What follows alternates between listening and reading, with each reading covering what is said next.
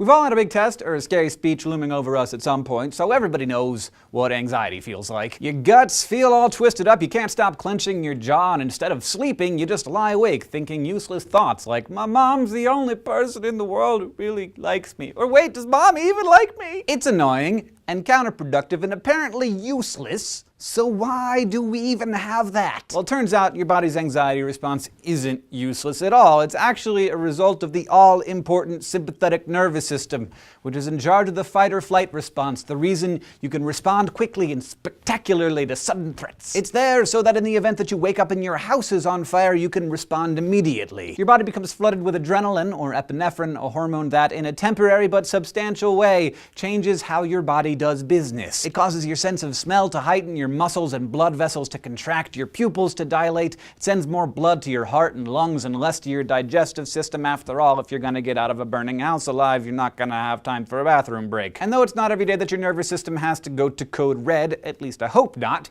your sympathetic nervous system also kicks in to a lesser degree when you have business to attend to, like pay the bills or make a deadline. Without it, nothing would ever get done. But you don't want your sympathetic nervous system running the whole show. That's why you also have your mellower, groovier parasympathetic nervous system, which creates the opposite of the fight-or-flight response. It's sometimes called the relaxation or feed-and-breed response. Between these two systems, a balance, a kind of homeostasis, is maintained. But some people have a hard time maintaining homeostasis. Their fight-or-flight response is always in gear, causing chronic anxiety. This condition is sometimes hereditary, or it can develop when stressful experiences pile up. Not only does chronic anxiety feel crappy, it also damages your cells, alters your brain chemistry, and can exacerbate pretty much any health problem you can think of. For starters, as expected, chronically stressed people have a greater risk of heart disease and high blood pressure, since constant constriction of blood vessels puts pressure on the heart.